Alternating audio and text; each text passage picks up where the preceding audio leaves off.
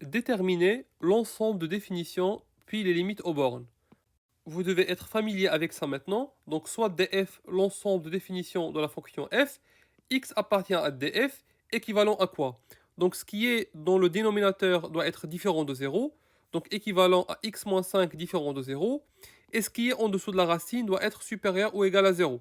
Donc le quotient doit être supérieur ou égal à 0. J'espère que vous vous rappeliez comment on trouve le signe du quotient. Sinon, allez revoir le cours consacré aux généralités sur les fonctions numériques.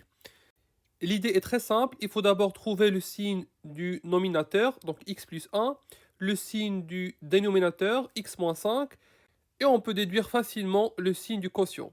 Donc x plus 1 s'annule en moins 1, et x moins 5 s'annule en 5. Donc les deux racines, c'est moins 1 et 5. Donc on écrit ici moins 1 et 5. Et on rajoute ici 0, parce que x plus 1 s'annule en moins 1, et ici 0, parce que x moins 5 s'annule en 5. Et évidemment, les signes sont très simples à trouver.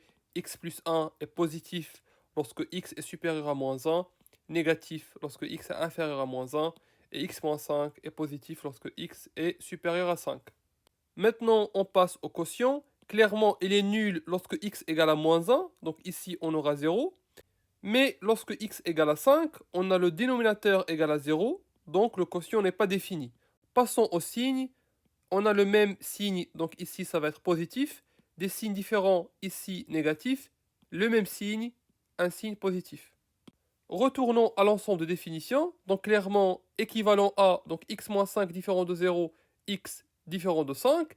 Et pour que le quotient soit positif, regardez bien ici.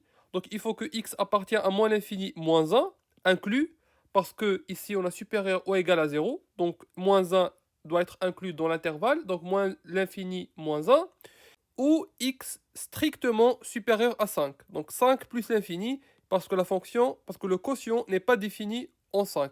Donc ça va être 5 exclus plus l'infini. Donc 5 exclus plus l'infini.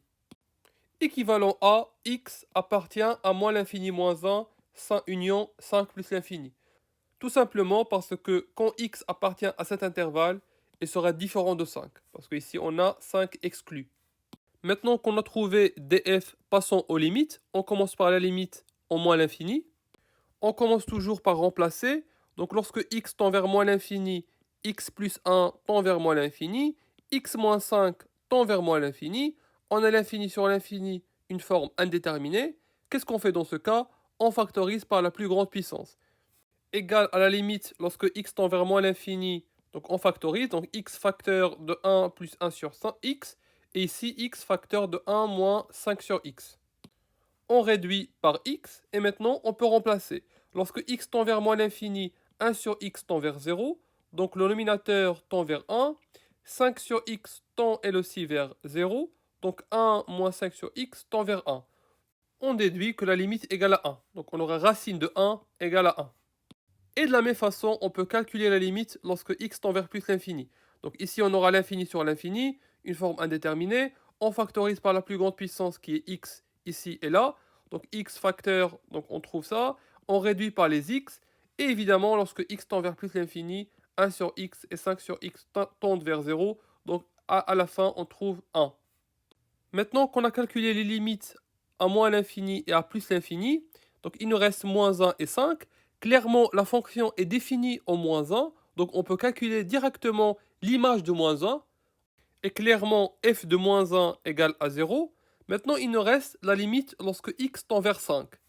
On calcule cette limite, mais il faut faire attention, la fonction f de x, donc l'ensemble de définitions, la fonction est définie à droite de 5, lorsque x est supérieur à 5.